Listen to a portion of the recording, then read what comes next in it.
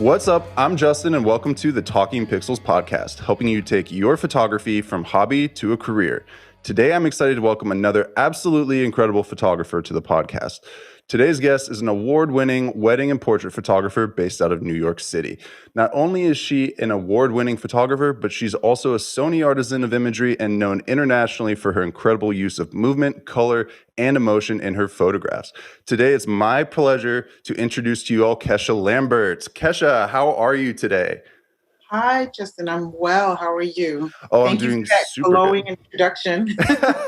Oh, I mean, honestly, I feel like I might have understated it. Your work is seriously so amazing. And when I came across it, I was like stunned because you just have a way of connecting your subjects with the camera that is just so incredible to look at, and your use of colors is fantastic. So I think I might have honestly undersold your work.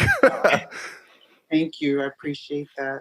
Yeah, but so thank you again so much for joining me today. But I kind of wanted to cue the listeners into how we got here, how I got to have you on the podcast today. I was attending B&H's event, Depth of Field, which was a virtual kind of conference event. And Kesha actually gave a webinar titled From Enthusiast to Full Time. And it immediately caught my attention because obviously, like I said, the goal of the podcast is to help people take photography from a hobby to a career. So I listened to it and I felt like you just provided such valuable insight that aligned perfectly with the mission of the podcast. So I immediately reached out to you on social media and said, hey, would you be willing to do this? I'd love to have you on as a guest. I feel like your presentation aligns so perfectly with what we're trying to do here. And you so graciously said yes. So thank you very much again. But before we kind of dive into the questions about business and photography and stuff, why don't you kind of tell listeners a little bit about your journey from enthusiast to full-time photographer? Sure. I tell this story often and I love telling it. I think it's not unique. It's relatable. I am a lawyer by profession. That's what I went to school for. And photography in true cliche form was always a hobby. It was a hobby that turned into a side hustle. I was freelancing all while going to law school, all while establishing a career in the legal field. And I had a really great job. And during the financial downturn of 2009, I was downsized out of my job. I was a new lawyer, hadn't been in the legal field for very long. Or at least at that job. And so I was the first to go. and I was expecting twins at the time. And, you know, when you have the rug pulled out from under you while expecting twins, it kind of makes you reevaluate everything. Absolutely. And simultaneously, I started to receive opportunities on the photography side of things. My side hustle thing that it just felt like I was being pushed in this direction, that this is, signs are being sent to me that this is what I needed to do. And I wanted to do something that allowed me a little more control over what I earn and a little more control over my lifestyle and schedule and things like that. And so that's what brought me here. I would love to say I started out with an extremely organized plan, but I didn't. I kind of got my stuff together as I was going along the way. And I love talking about this topic. If I can save someone a misstep or, tell them what I wished I would have done. I love to talk about this. Definitely prioritize business over art, which is not intuitive to a lot of us because we are in this because 9 times out of 10 because of our passion, because we love the craft. But yeah, that's kind of how I got here, just grew the business. It was a real, hands-on, natural progression. And I'm here today. I have a very busy photography business now. Absolutely. Yeah. And even the more reason for thank you to make time. But given the pandemic too, in New York, I got to imagine it's been very challenging this year to accomplish much. I mean, I'm not sure. I've not talked to anyone who lives in New York and is trying to work in photography recently. I've talked to quite on the podcast recently. I had a couple people from Los Angeles. I've had somebody from Florida as well. So I've kind of seen the coastal regions a little bit, but I've not actually had the opportunity to talk to somebody from New York about it. How has that kind of affected your business, do you feel like? So my business continued to move forward when the world reopened, even in a modified form. Hmm. And so you'll hear different testimonies from different people. I attest, I attribute the fact that I continued to work even through the restrictions and changes of what events are and are not allowed. I attribute that to kind of the client base that I've grown and kind of knowing my lead source, kind of pouring into those things that generate leads for me. And so when the world opened back, everything froze to a halt in March of last year. Yep. But the world did eventually, things started to reopen. And if I recall, somewhere in June. Mm-hmm. That sounds about right. Yeah. And so when things reopened, people were still getting married. I typically am doing a lot of large multicultural weddings, and so large weddings weren't a thing. A lot of those postponed, but then I had a fair amount of people who changed their plans simultaneously to downsize their plans. I also had people who were deciding to get married, and so the micro wedding or the mini moni was born. And I've been photographing a lot of those. I also worked a lot of commercial projects for small businesses and for taking on a couple of larger commercial projects as well, which all word of mouth. Mm-hmm. So it's been interesting. So last year was all small weddings, and this year, in fact, last weekend, I photographed my first kind of average size wedding. It was 125 guests. The rules have changed recently in New York City, so people can have weddings with a larger guest count now. But it's interesting. Like there's, I'm not yet vaccinated, but you have to. Everyone has to have a PCR test before attending the wedding. Wow. Yeah, there are like. It's really interesting. I don't know if it'll change. For the dance floor stuff, there are dance floor zones, and you can only dance with your pod in the dance floor zones. Wow. You have to wear a mask on the dance floor. And you can be unmasked. So there are all these rules, but you can have your wedding. Right. Yeah. That sounds kind of similar to, because I predominantly photograph weddings as well. And I don't know that the restrictions in Ohio were, I think they were a little bit shorter as compared to New York City's. But we faced a lot of the same things, and it wasn't until recently also that they opened up dance floors and I think they're now allowing up to 300 people at weddings, but Wow. I've not heard of the pod thing on the dance floor. Right now it's just masks in Ohio. So as long as you have a mask on, you can be on the dance floor. Yeah.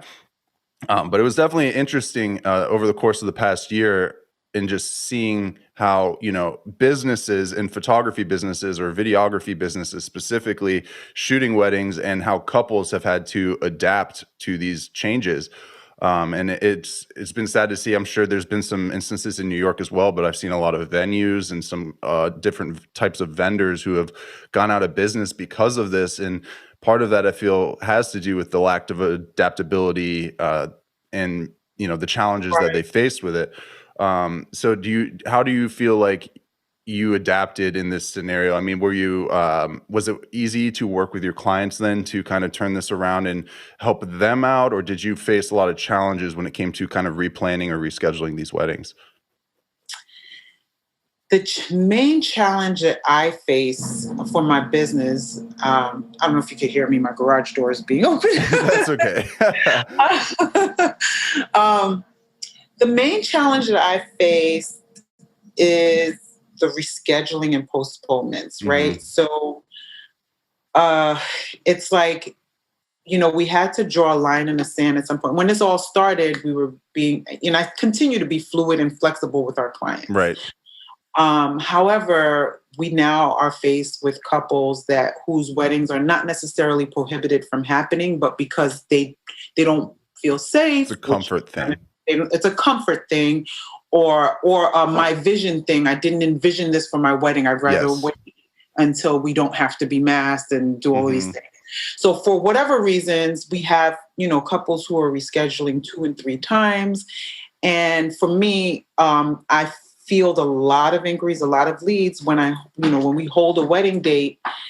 We are declining business the moment that we lock in for a client. So Right. what I was being faced with, where I ultimately had to change my policy and approach to this, what I was being faced with is that I was holding, allowing people to change and not, charging any rebooking fees Mhm.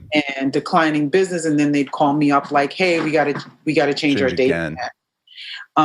which is, very frustrating because it's like, we are declining other opportunities when we hold a date, but then on their side they're like, we're just moving our date, and it's costing them, and I empathize with that. I can't imagine the mess of having to reschedule all of your vendors.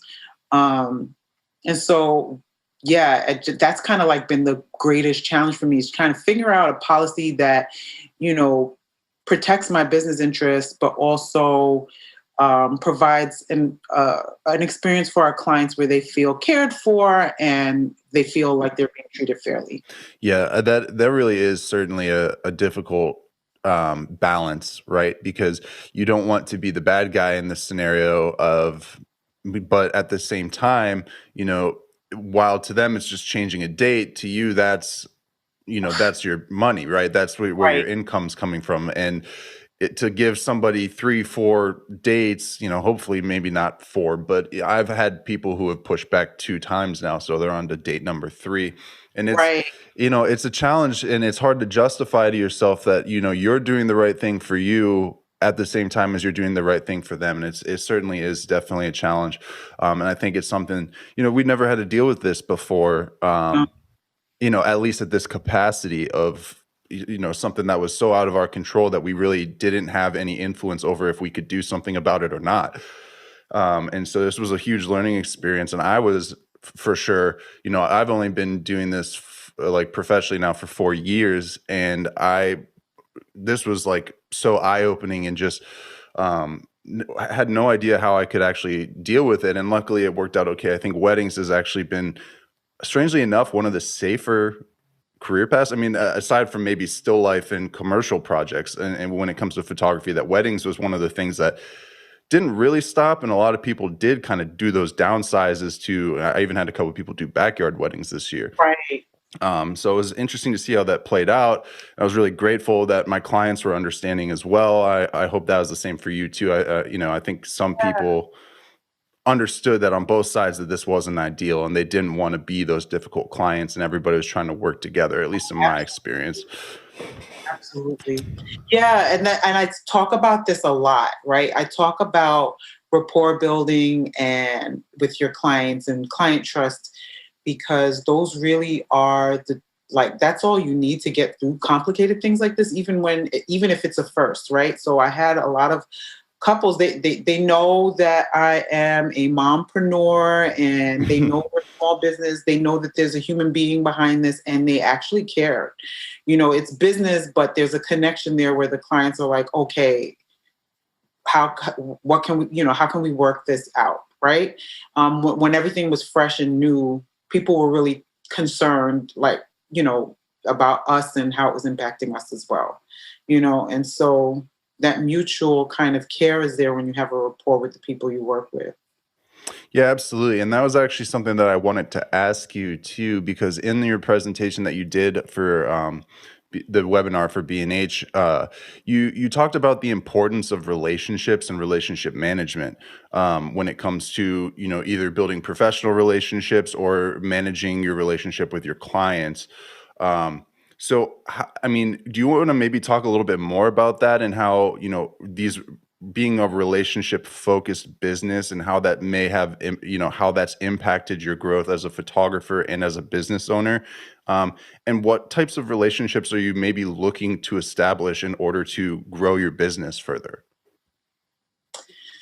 So weddings are personal because there are it's a personal thing that you're being pulled into to help Hmm. client with. And so that's why personal connection is so important. And so you want clients that leave so the relationships I care about, which I think everyone, the obvious is the client relationship. That's like one thing that you pour into, but then every client relationship is got little tree branches that branch off from them, right? So not just the client's family and friends, but every time you show up to a wedding, everyone present at that wedding is another branch off of the client tree. Everyone sitting in there has their own individual branches. And so that client relationship is like king, right? Right. And so I believe in pouring into those client relationships because they're the ones who walk away from the experience if they feel good about it and they are talking about it. When I show up at the wedding, if people just observe us and they like what they observe, they tell someone who tells someone who tells someone. And so that's a relationship I have a lot of intention in my planning, communication plan surrounding. Another type of relationship are, vendor relationships. So, and I'm not talking about anything transactional. So there are a lot of people say, get on the venues list, which is great if you can do that. I've never actually been intentional about trying to get on venue lists, but I have had venues recommend me. And it comes from, pouring into that relationship as well. So like making sure that, a lot of things that times venues will want, if you've had a wedding there that was a really great wedding, they'll want content for their social, Mm-hmm. doing things like that. I've even sent prints to venues. A venue told me that they really loved a photo and they would love, I've sent prints and, gift prints to venues and so that it can sit on their wall somewhere, anywhere in the venue. That's a form of not only it's a gift and it's a form of making connection, but if they put it up on your wall, your work is there for anyone who walks into that space and sees it. But beyond the bigger, I would consider like venues, wedding planners to be like on they're the ones who connect with the client first, right? But everyone who the client could potentially come in contact with is a relationship that has potential to lead people back to you. So anywhere from the florist to the calligrapher to the person who does the invitation design, every one of those relationships. Now, I don't believe in trying to make them transactional. So even though there is a certain degree of transaction, there's a photographer positioned to establish rapport with vendors because every vendor wants content, right? And you're producing content. So that's your in. But it really should be the best relationships, the one where people are like little foot soldiers for you and they really are enthusiastic about referring to you, are the ones that come from a place where you really connected with them. And so some of these people are friends, like actual friends. And even if they aren't friends, I've shown genuine interest in things that would benefit them. I've tried to be a resource to them in ways that might even not even have anything to do with photography. And so yeah, I believe, you should put genuine effort into growing those relationships. And it may seem like the slow path, but eventually you find that all these things that you've poured into, all these seeds that you've planted start to generate a lot of leads for you and a lot of new relationships.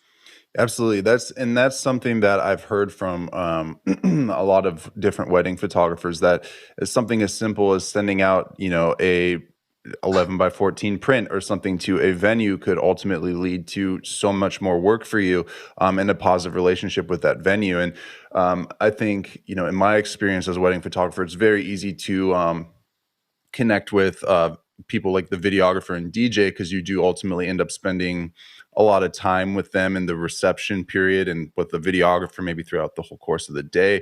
But it can be a little bit more challenging to make those connections with the florists or the event plan or the venue's event planner if they're kind of running around all day. But I think you're right. It's important to kind of take time to go and try to establish those relationships, because those are where referrals, I mean, that's probably the easiest way to get referrals outside of your clients, is through those other vendors that you're working with. So professional relationship wise, that's huge. And I try, at least myself, to reconnect with those people on social media and get established into, other wedding groups on Facebook and stuff like that, so I can connect with them further past just, the day of the wedding. Mm-hmm. And yeah, no, that's absolutely great tip. I do want to do a little backtracking here too, because I think it's very interesting to me, at least, that you started out as a lawyer and then went into photography. Because I don't know that I've met anybody who had a career in law that then decided that they were going to full 180 into, be a full-time photographer. Um, so as a business owner, I have to imagine that having your background in law has been, hugely helpful into building your business and making sure that you're doing things properly and securing yourself, your business, and your family. Um, Many photographers that I know, I think, are typically more on the creative side. They don't. I think the challenge in becoming a full-time photographer is not having a full understanding of the business side. Right. Um, so what kind of role do you feel like your law background kind of played in developing your business? And, are there any things that you picked up from your background in law that you were able to apply early on into your business that helped you kind of push that forward and make sure that you were safe and protected as a business owner? So yeah, I think one is the overall kind of mindset I have comes from my law background. Uh, I love, I'm driven to this craft by my love of the craft. But the moment I decided that this is how I was going to earn a living, um, the wires switched and my priorities switched. So the mindset I had about this, like, the talent is there, it will be developed. I need to learn, continue to learn and get better, and I need to be great at my craft. But more importantly than that, I need to have my house in order. And more importantly than that, I need to know how I'm going to generate leads and how I'm going to close those leads. And like my priorities, so that my overall mindset, I think that comes from the background. The other thing is, and I guess this also ties into mindset, that the legal background helps me with two other things I would say is risk management. I think in terms of risk management, so obviously contracts and things like that, but just overall, the overall experience, like having an effective communication plan in place. What kinds of things can I do to reduce risk of, there's certain types of risks towards a business, and what kind of things can I do to have successful client relationships? But I joke that I've heard this joke many times too, that law school kind of messes you up if you see life, you see scenarios in terms of who could get sued. Yeah, And it's true. that's funny. and and I think that has served me well, because in seeing things in that way, I often think of things like my contract was prepared for the pandemic, even though it didn't say anything about a pandemic. Oh, wow. And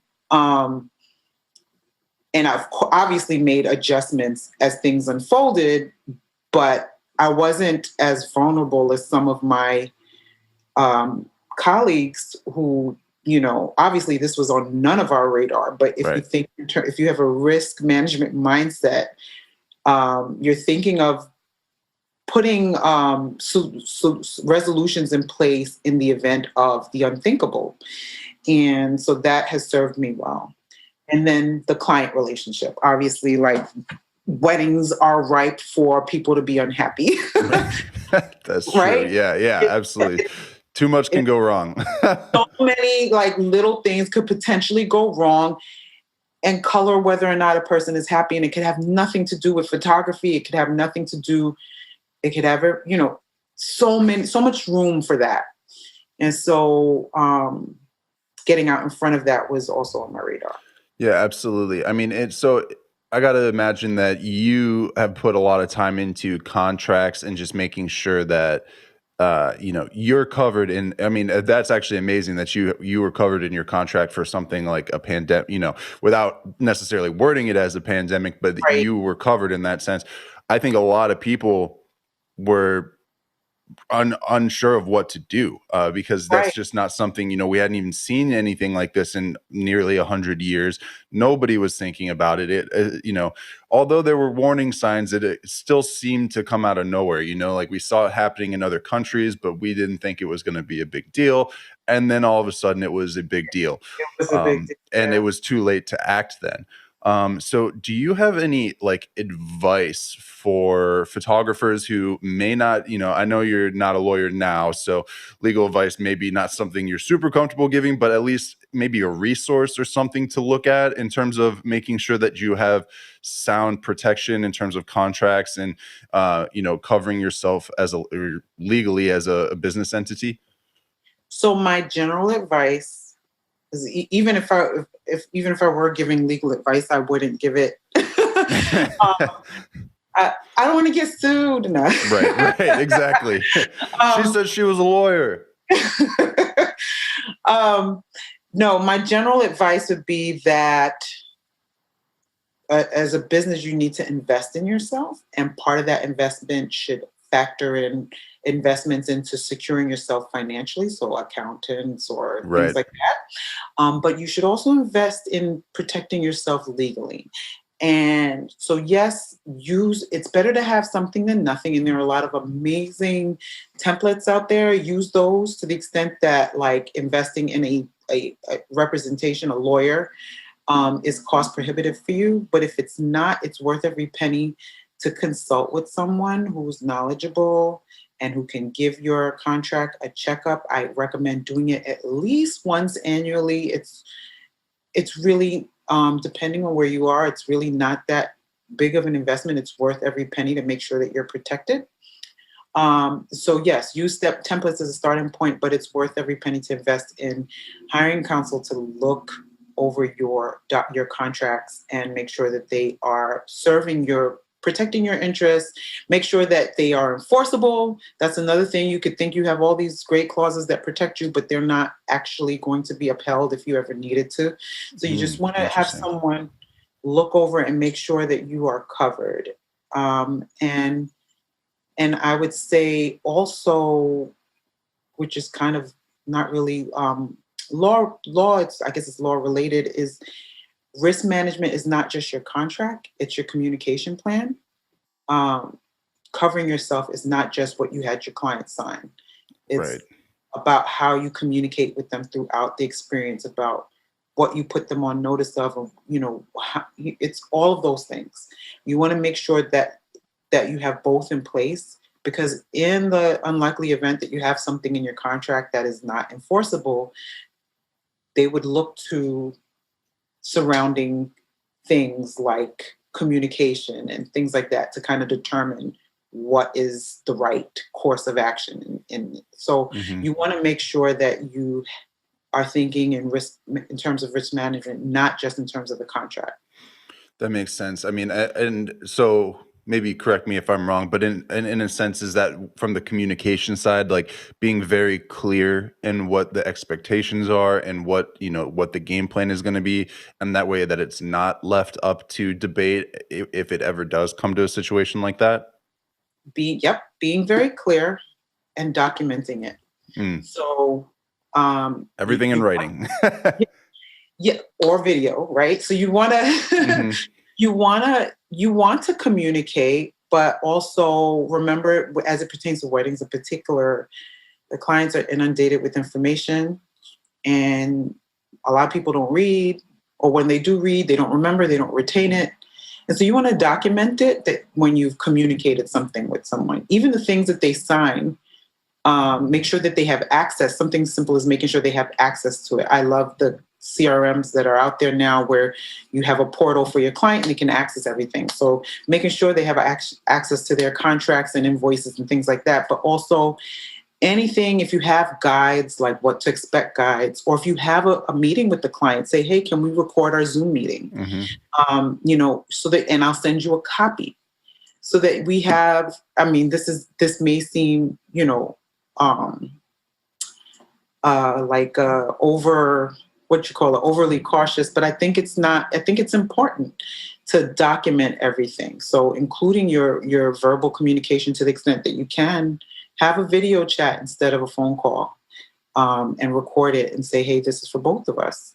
But talking and writing, and documenting. Yeah, that's a great. The Zoom call thing has been. I mean, we're literally on Zoom right now, but it's been a big change in, I would say, almost every industry in terms of how meetings go. And then I hadn't even thought about it from that perspective, but yeah, as opposed to a phone call, right, where you may come to a verbal agreement. If you're doing it on Zoom, you have that ability to record the actual call and have should you ever need that proof that that was the agreement that you came to, you have it now. Or back. And that's actually a really great tip too, which I hadn't thought of because I've been doing Zoom calls with clients since last March and I hadn't recorded a single one. That's a great tip though. Ask them at the beginning, are you okay with us recording this so that you have it, you can have it to refer back to later and we can both have it. We want to make sure, I don't know, things vary from state to state about recording, but just make sure you ask them at the start. And yeah, it's just good to have on hand. Yeah, absolutely. So another question for you here. Recently, I had somebody I know who's been a hobbyist for years. He started probably almost 10 years ago, back about the same time I started, but he's still kind of in the hobbyist state. And he asked me, and now this is something that I'd also seen you kind of touch on in your presentation, but I wanted to hear a little bit more about your take on this because you also kind of made that transition from, a corporate job to hobbyist to full-time, or, in that mix of things. But he asked me, when did I know it was going to be the right time for me to jump into photography full-time? And I know everyone has different, what's going on in people's lives is always going to be different, and it never really does feel like a good time. But at least for me, I knew that it was time when I was making enough money from my side photography business at the time to offset my full-time job's income enough that I felt like if I put that additional time into my business, I would be exceeding what I was making at my full-time job. And so that was when I knew that it was a good time for me to make the jump. But it's definitely a hard thing to gauge and know when, it is a risk. And you talked about calculated risks. And that's actually something that I've not really heard a lot of photographers talk about, but that's a very common thing in business, right? Is taking risks, but understanding that the benefits and the cons of both sides, right? So what do you think, or, if somebody asks you when would be the right time to jump into their photography as a full-time business, how would you respond to that? I would first say that it's a personal analysis and that you cannot model your right time off of anyone else's, right? But I would say the ingredients of switching to full-time, like completely, that's your full focus. The ingredients are that it would not be to your detriment. In other words, you'll be able to sustain while you grow your business. Because why not have multiple streams of income? Why not have, I do understand the level of time commitment it takes to grow a full-time business, but you don't necessarily, you can put people in place to help you do that while you continue to have that stream of income, right? So I would say that analysis should involve like kind of a bit of what you mentioned, like it doesn't have to be your threshold, but can you sustain while doing this? Because a business will have highs and lows, and you're going to, in the first at least couple of years, you're going to start to learn, especially if you're doing something seasonal like weddings, you're going to learn you're busy and off season, and you're going to have to get a strategy in place for getting through the off season, right? And so that's not something that's going to happen immediately. You're going to need to be prepared to ride those highs and lows. And so it's a very personal analysis. Now, for those who were like me, who didn't go into this like with I planned for it. I actually had my, I lost my job. And then I decided from there, I initially like started scrambling, looking, and then I slowed down and stopped and reevaluated. And I was like, I'm going to do this. I was able to do it, full disclosure, because I had a husband who was working at the time. We were a 2-income household. Yeah. So it wasn't ideal, but I knew that the timing was such that, especially expecting twins, that I needed to just slow down and kind of reevaluate. Definitely. So if you are a person that has the rug pulled out from under you, and it's not so much about deciding whether you financially can do it, you kind of have no choice but to do it in terms of financially. I would say, you be encouraged that you can do it, and do what you need to do in terms financially.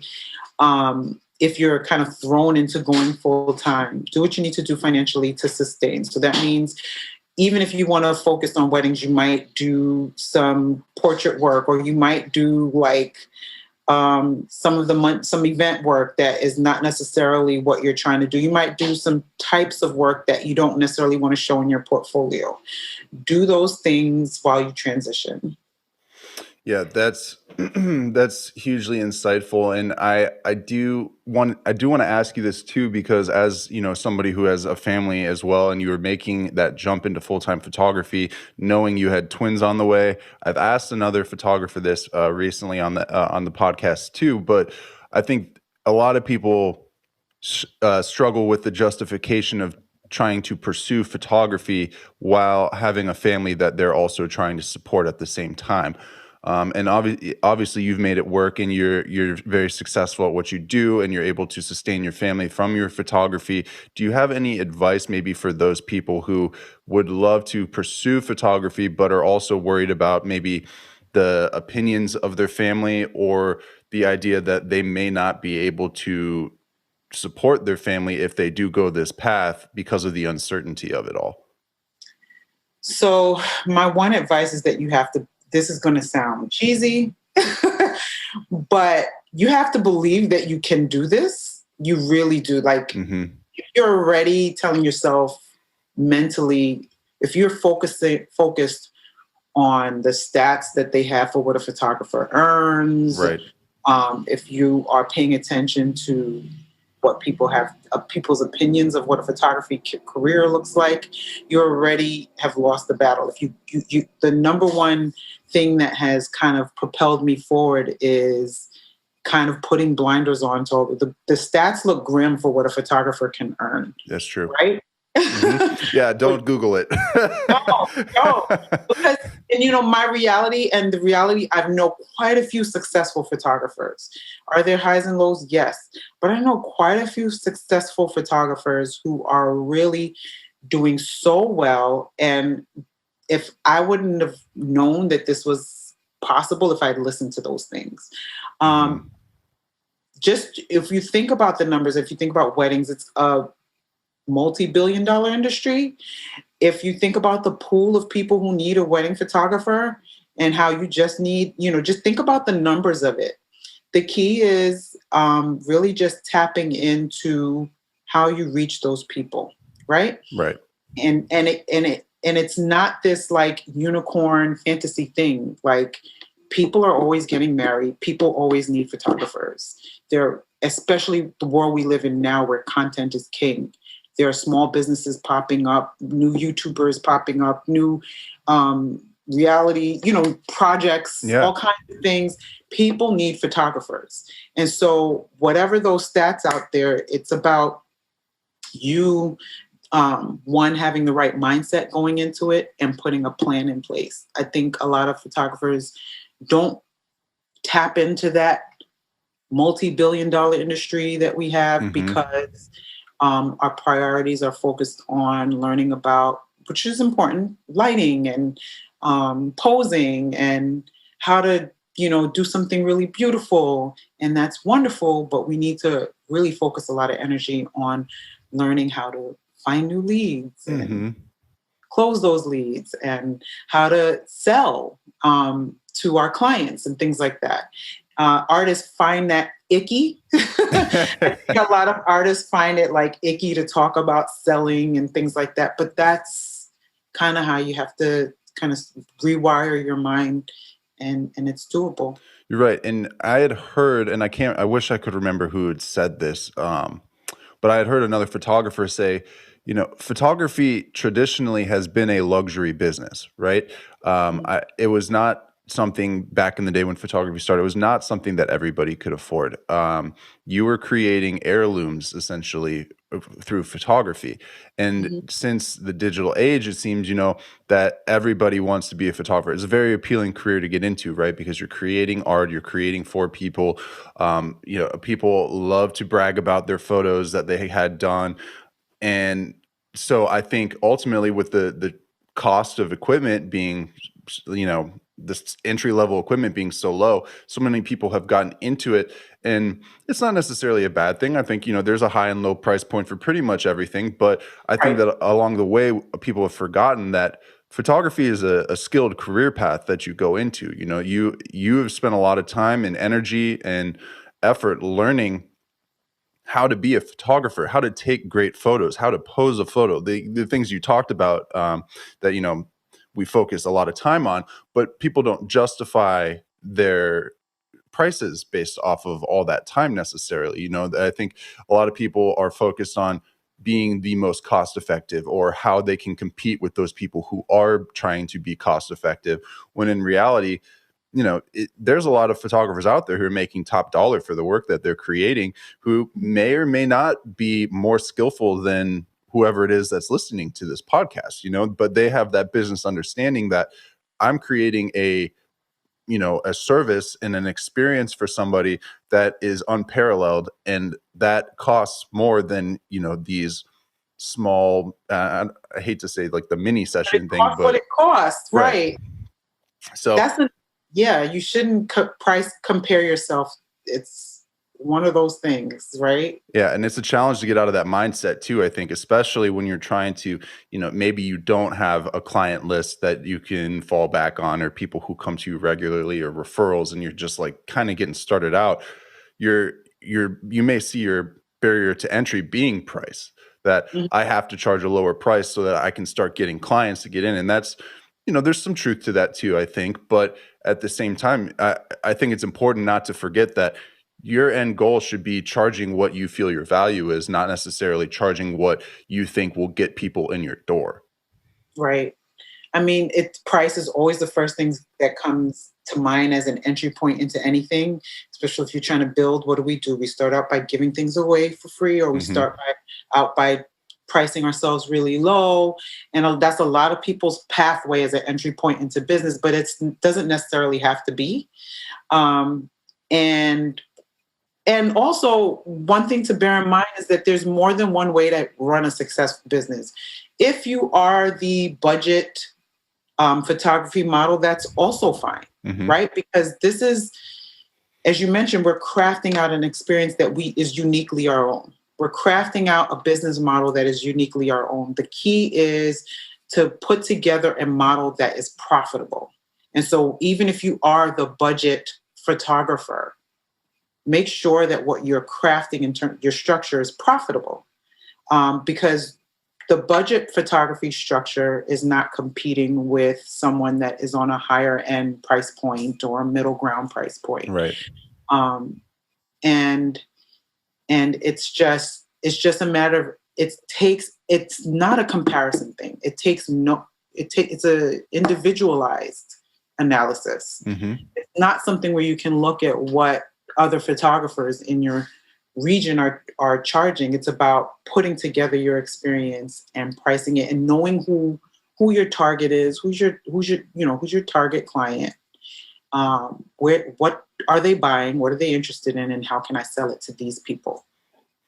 Yeah, and that's, and I think that's important too, to kind of, just find out where do you feel that you belong. I think that comes sort of like with the identity of being a photographer and a business owner. But what is your experience? Sorry, I mean, asking the listener here, what is the experience that you're offering to, your client, and where does that fall? Is it, and for a lack of a better comparison, something that just came to me very quickly here, but is it a more of a like the fast food type experience? Is it more of a, a middle ground dining experience, or are we talking a Michelin star restaurant experience? And then thinking about it in terms of where you may be now and where you want to be, and what steps do you need to take to get to that next point if that's where you want to be, or if you're comfortable being where you're at, how can you take that and amplify it to get more clients in the door, or to help justify, if you are on the lower end, you're going to need a lot more clients versus the person who's on the upper end who only takes on 10 clients a year and does $15,000 weddings. It's finding that balance and trying to determine where you fall on that spectrum of I don't know what word to use, but on the spectrum of business. Amazing analysis, the restaurant Yeah. point of comparison. And following that, I think it's important to not be the Michelin star restaurant offering your Michelin star experience, Michelin experience at McDonald's fast food rates, right? So it's like being very attentive to what you've put together, the experience you're crafting, right? Mm-hmm. And conversely, not having a fast food experience that you are doing Michelin numbers. Like you need to ensure that everything matches up, and then once you do, there's no need to compete, because it's just now about educating people about what it is that they're investing in and why it's worth the investment. Absolutely. And I also kind of wanted to get into something a little different here too, because you as a New York City photographer, that is one of the hubs of probably the most photographers in the country, I would imagine. Most people claiming to be photographers in the country. So it's obviously has to be a very difficult marketplace to kind of break into. And I was just curious, obviously you've spent a lot of time now developing your style and building your business and clientele. But as somebody who may be in a larger city, thinking LA, Chicago, New York, Austin, places where there's going to just be a lot of competition, how do you think is a good way to go about separating yourself, or what do you have to analyze within your own business and your personality or your work to determine what is going to be that separation between you and that other person who's offering the same services as you? So the separation is you. No one sees the world the way you do, mm-hmm. right? No one, to the extent that I think the starting point is for you to develop as a creative, right? There are those, if you are crafting your style around someone else's, that's where the points of comparison will be, right? And everything is up to perception. I might, for example, think that I have carved myself out to be this unique experience, unique work that I provide, and there may be 100 people who see something in my work and they're like, no one else has work like this. Mm-hmm. And there may be another 100 people who see my work and say, yeah, it's just like so-and-so and so-and-so's, and their price is much lower. That's fine. But to the extent that you can craft out your signature, infuse yourself and your vantage point into the experience you provide, into the images that you create, infuse yourself into that, and not only develop that style, but be able to communicate what that style is. Communicate it in all of your branding and show it effectively. This is where branding comes in, is so important. What is your story? What is your work about? Being able to not only verbalize that, be able to like say it, but also for it to match up with the work that you show. Having that your work stand out is important, but also, even if it isn't the work, the experience that you provide, giving people something to talk about. When it comes to people work, what people are saying about you and the experience they had is everything. And so that's what I would say. It may not, I think the actionable, I'd love to answer questions in terms of what you can do. But this is really about I think the moment that I stopped trying to be a wedding photographer, like research what wedding photography is, and these are the wedding poses, but started to try to infuse myself into the work that I made. I had developed a style and I developed a body of work that people saw as not comparable to someone else's. They needed me particularly, specifically. And I think, and then forget me, like whether, if, let's say you have a business with a team of photographers, what is your formula? What is your, what are people, do you have a signature as a business that when people come to this business, they can only get that thing from you? Yes, they can get wedding photography from everybody, but they can't get this thing that you bring. And so that's kind of like, you got to get that, and then you got to tell it to the world and show it to them.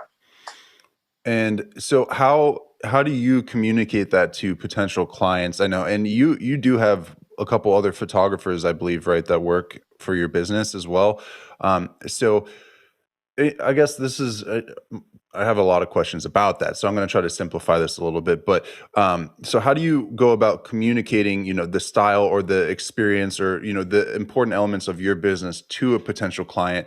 And then, something that I've kind of been facing myself recently is I've had a number of inquiries come in to the point that I actually can't even entertain the ones that are coming in, but people are coming to me for my wedding photography and my experience, right? And so it's difficult to sell them on, I have second shooters that I work with and I've trained and like got them to the point that I feel confident in their ability to replicate what I'm doing, but the people who are coming to me are expecting me, right?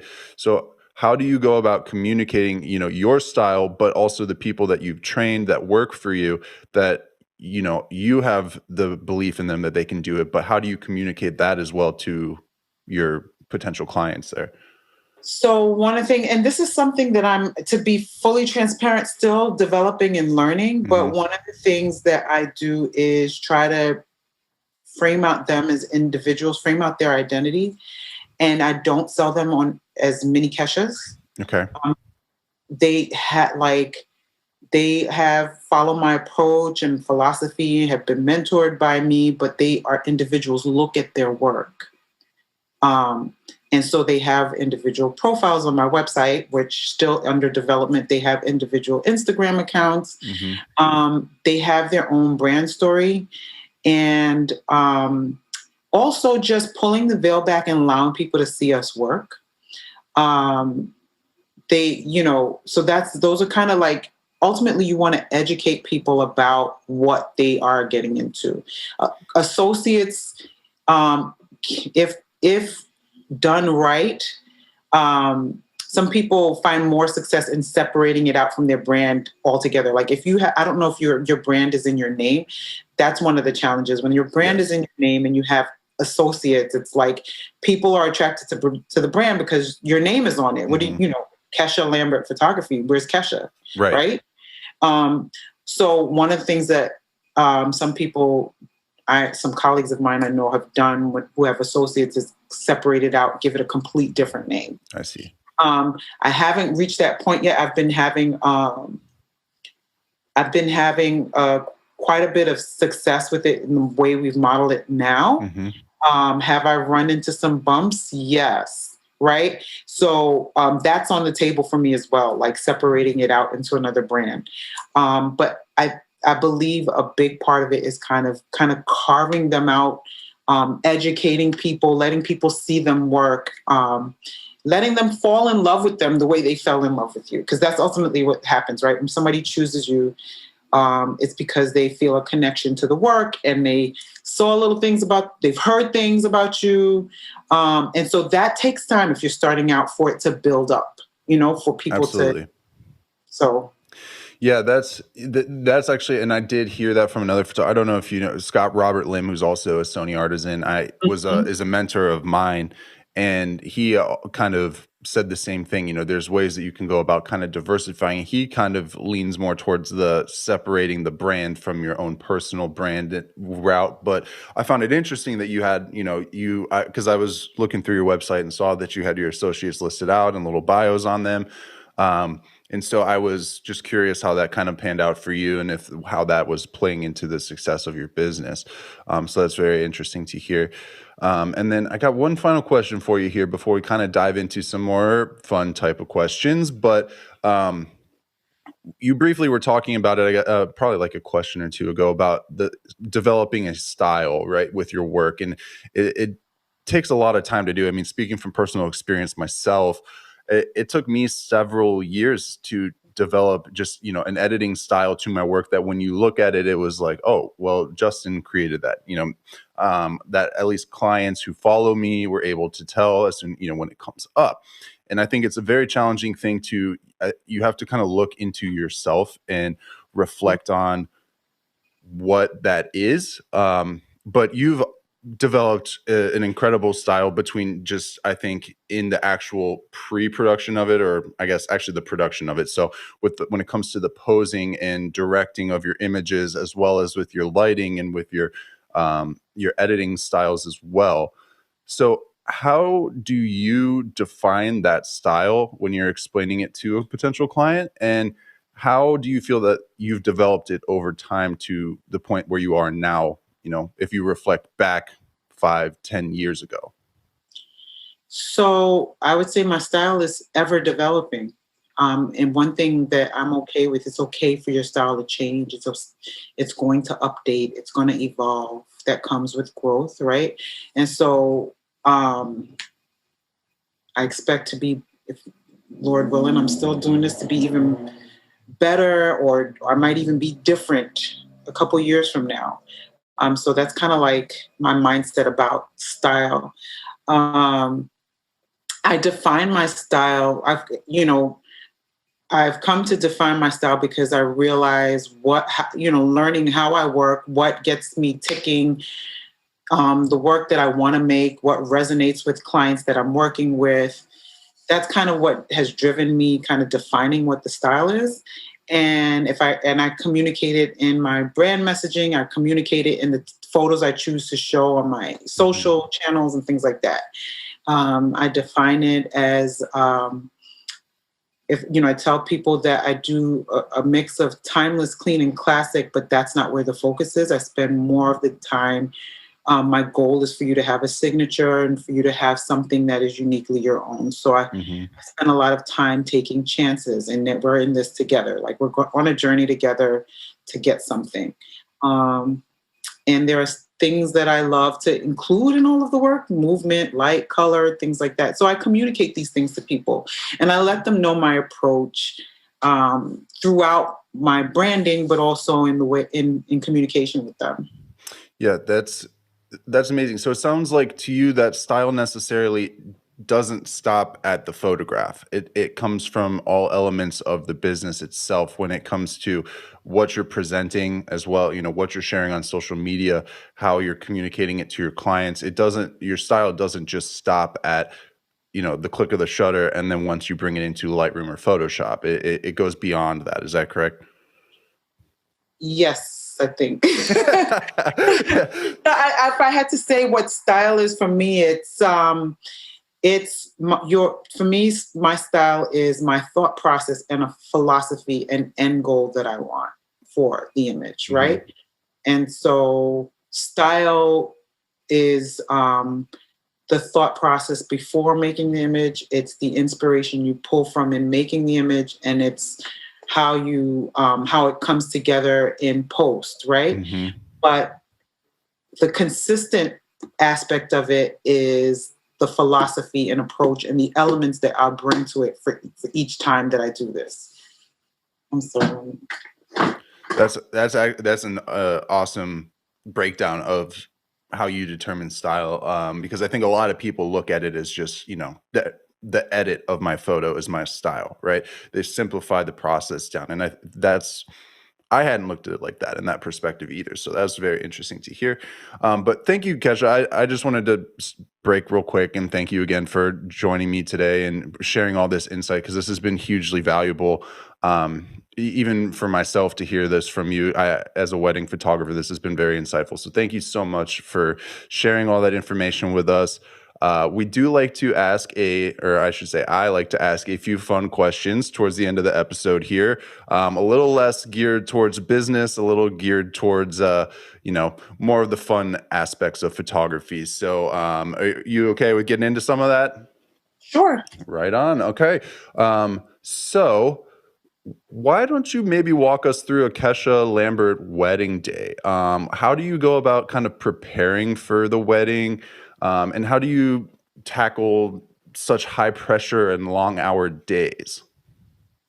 So we pack the night before, usually lay out everything, have everything geared up, ready to go. I usually leave extremely early. So if I'm aiming to arrive a few hours earlier than my start time, because New York City traffic can be challenging. Oh, true. And I arrive set and ready to go, double harnessed up. um, and like I walk into the wedding day ready to go. Right on. Awesome. Cool. So let's say that tragedy strikes, we just had that happen this past year, maybe not to this capacity, but a tragedy strikes, and your business starts to suffer a little bit. You have one camera and one lens, and $500 to your name. What is your camera choice? What's your lens choice? And how would you use that $500 to relaunch your business?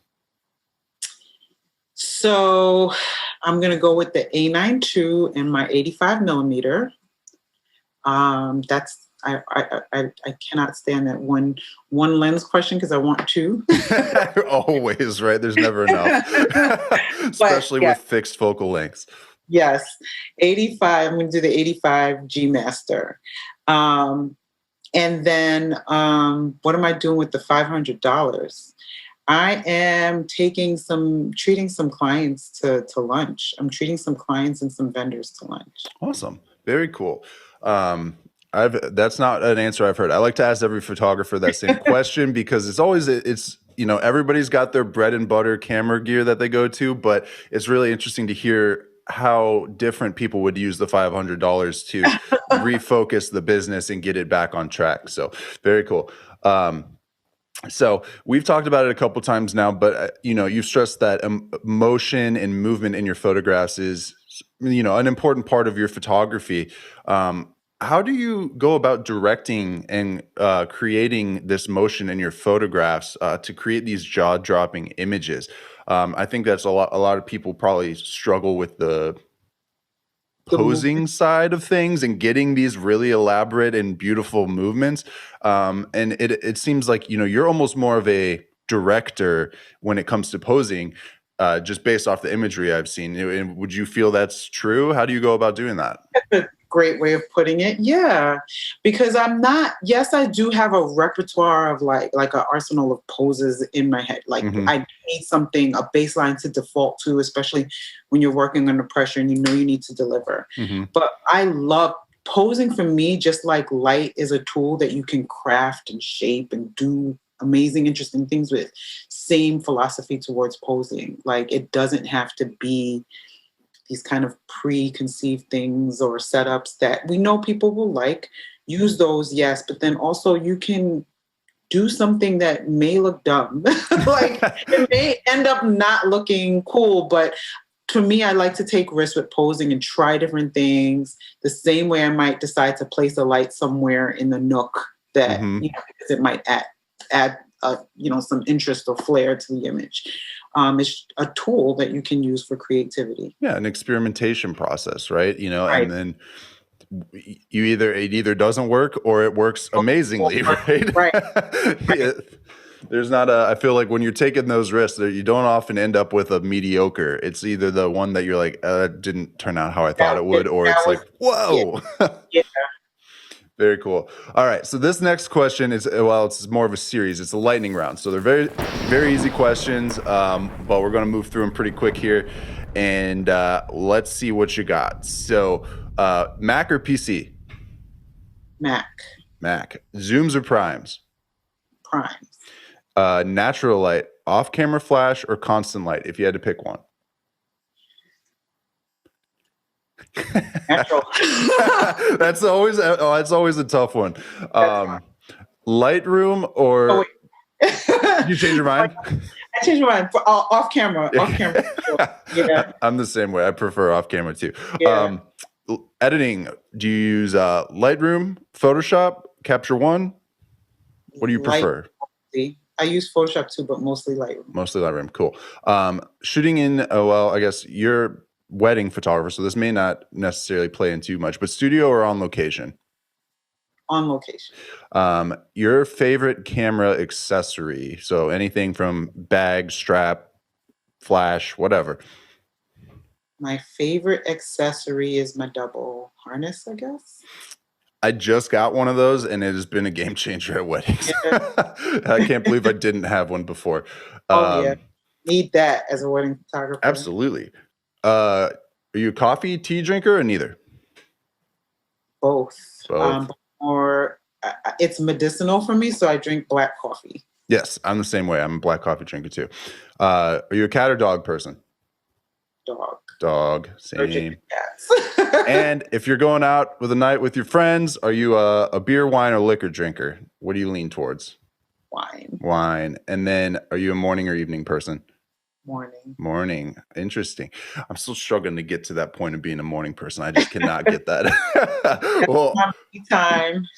Awesome. Well, you survived our lightning round. And then my last kind of fun question, which we also ask all of our guests, is if you have any recommended reading materials that you would suggest to somebody listening to this podcast, whether that be business or photography, creative based. There's a bunch that I like. Profit First. I don't remember the author's name. Mm-hmm. Nope, I've heard of that book. I don't remember who it is either, but yeah. Very cool. What about that book is draws you to it, or comes? Why do you recommend that book? I think it's game changing for small business owners. It's will help you. I think a lot of money organization, financial organization, or how to be profitable is something that we all struggle with. And this kind of lays it out like, the phrase, speak to me, explain it like I'm in kindergarten, like I'm a 5-year-old. Right. It's really easy to ingest, and it, will inspire you to make changes that will help you see more money in your pockets. Very cool. I will have to check that one out then. I have not read it yet. Okay, awesome. So thank you so much again, Kesha, for joining me today. At this point, I like to open it up to you and just let you kind of plug yourself, anywhere people can find you if they want to know more about Kesha Lambert. If you have any workshops or classes or anything you want to promote either, definitely feel free to throw them out here. And then I got a couple listener questions that I want to get into with you. But now the floor is yours. Feel free to take it out and promote whatever you'd like. Well, thank you. First of all, thank you, Justin, for having me. You are amazing to speak with, and I learned so much today too. It was nice chatting with you. Thank you. And I'm easily findable by name. My website is KeshaLambert.com. I'm on Instagram at Kesha Lambert, Twitter, Kesha Photo, and I recently started a TikTok account. It's Kesha Loves Hats, so you can follow along with me there. I share silly things and behind the scenes and things like that. YouTube channel has been dormant, but I have some fun things planned for coming up very soon, so you might want to follow along. I will be following my wedding season this year. Oh, very cool. And we have a lot of awesome weddings on the lineup, some destination weddings, and set against the backdrop of this interesting world we live in now. Right. So follow along there. It's Kesha Lambert Photography. But yeah, that's me in a nutshell. I love to keep in touch with people. I answer DMs, so reach out if you ever want to connect. And I'm a testament to that, because here we are. Just curious about your the following your wedding season this year. Are you doing kind of like a vlog type thing? Or? Yeah. Awesome. Well, I'll definitely be checking that out for sure, because I would love to see how you go about working on a wedding day. It's absolutely, like I said, anyone listening, definitely go look at Kesha's images and you'll know exactly what I mean when I say that. I'd love to see how you go about creating those. But thank you. That sounds great. Definitely go check out Kesha, everybody listening. And now I'll just get into these couple more questions we have. We got two more, and these come from listeners who are listening to the podcast, and they wanted to ask a professional their opinion on this. So, our first question comes from Steve, and he says that I have been a full-time photographer for almost 10 years now, but I'm starting to find the work that I'm creating seems stale and unoriginal. Do you have any tips for how I could refresh my creativity? Absolutely. And you'll get different answers from everyone, but I believe in stepping away from photography altogether. There are a couple of things. So that's one way. Another thing is, and forgive the scattering around. One thing that you can do, and a lot of people will say this, is a personal project, because when you provide your creativity as a business transaction, it can suck the joy out of it, right? Mm-hmm. It can suck the inspiration, the mojo, whatever you want to call it. So you really just need to get back in touch with that. And that means shooting something that you're excited about. Mm-hmm. Put a project together that you're really excited about. It could be a series or it could be a one-off shoot, but do some shooting for yourself, things that interest you. If there's anything that you want to learn how to do, or something you want to do more of that you're not currently doing in your work, you wish you could take more risks, then test taking some of those risks when it's not in a client situation. If you want to push the envelope with lighting or do some crazy poses, then grab a couple and do that who's not paying you to be you, and do whatever you want creatively. But the other piece of advice that can be so refreshing is to completely disconnect. We are so plugged in, social, branding, we have to have our images up, we have to do the, unplug from it all for a moment, reconnect with the things that make you feel like yourself and bring you joy, and then come back to it. So that would be the kind of two things that I say. Yeah, that's a great tip. And Steve, how I kind of look at it is, and I agree with Kesha in the sense that you have to create for yourself to kind of find that inspiration again. And I think especially as somebody who may be successful with their photography and be booked constantly for client shoots, it gets really hard to express yourself creatively. And so what I do, and I actually took this advice from Lindsay Adler, who is a Canon Explorer Light, an amazing fashion photographer in New York City. But she said she plans one day a month where she creates something for herself, an idea that she has, something that she wants to create. And she does not entertain clients on that day or client work or anything. It's just focused solely on the inspiration side of photography. And I've tried to start doing that, where I allow myself one creative shoot a month where I get to express something that I have an interest in that may not necessarily appeal to a client, but appeals to me and allows me to kind of flex my creativity, and push myself to do something different that I'm not doing on a daily basis.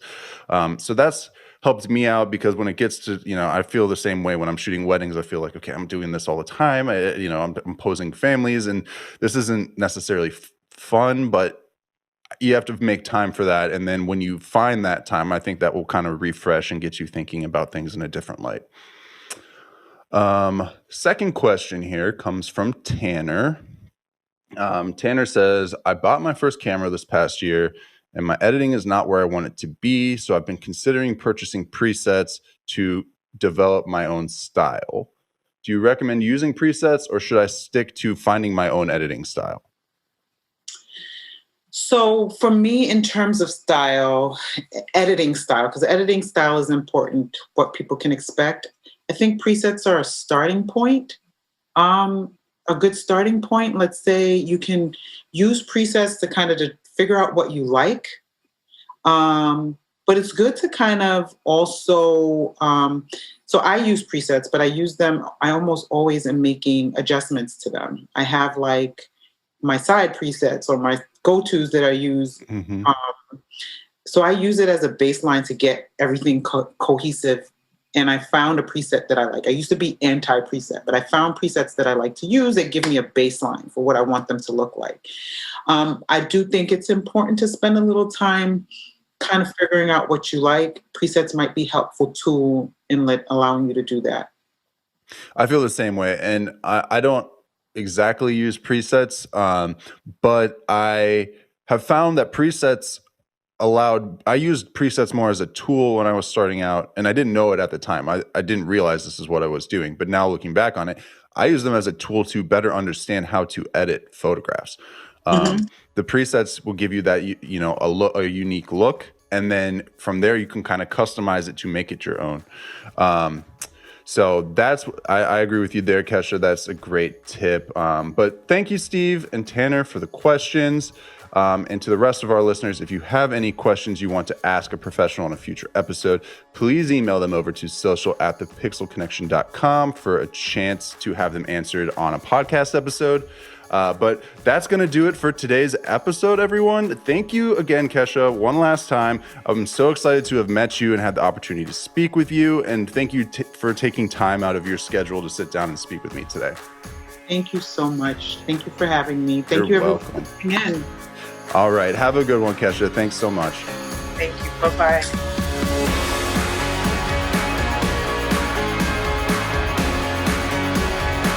Wow, guys, that was a seriously awesome episode. Thank you so much for listening in today. And before we wrap things up here, I do want to just take a minute. We've got some news from our sponsor and our friends over at the Pixel Connection about a new Sigma 35mm art lens. So why don't we dive right into that? The Sigma 35mm f1.4 art lens came out back in 2013 and was one of the first lenses of Sigma's art lineup, which would eventually explode into a huge lineup of high quality primes and zoom lenses. The lenses were characterized by their hefty build quality and optical quality. Now in 2021, Sigma has reworked their 35mm and optimized it for the Sony E and Panasonic/Leica L mounts.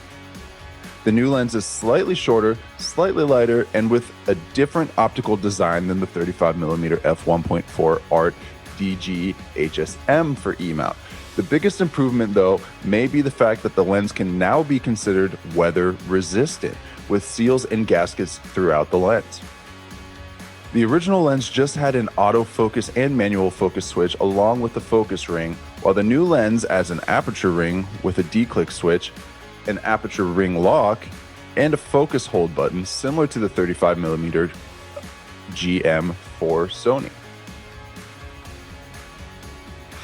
The new 35mm Art easily holds its own against lenses at a much higher price, including Sony's new 35mm f1.4 G Master. During some quick comparisons, the Sigma was a tiny bit softer wide open, but the difference quickly disappeared by f2.8. The same applies to the chromatic aberration, which is much more obvious on the Sigma when shooting at f1.4. When testing the lens out, the autofocus performed perfectly on a Sony a7R IV, and the lens was quick to lock onto subjects. Eye autofocus worked quite well for a normal length lens at further distances. As with the Sigma Art lenses, the autofocus motors are virtually silent with no audible noise detected, even when filming a few clips using the in-camera microphone. When shooting on a bright sunny day or into bright city lights, there was virtually no lens flare. The out of focus area is nice and smooth and the subjects are sharp, sometimes a bit too sharp for portraits actually. If you like the 35mm focal length and like fast aperture lenses, your choice will be between the Sigma 35mm Art DG-DN and the Sony 35mm G Master. If you are on a tight budget, the 35mm Art DG HSM is an option, but at only $200 more, the new version blows it out of the water, and you'll be better protected against water with its weather sealing. At $500 less than the 35mm G Master, the Sigma is well worth taking a look at. Whether or not the small differences are worth the extra price, only you can decide. Please visit the link in our show notes to the Pixel Connections website to order yours today.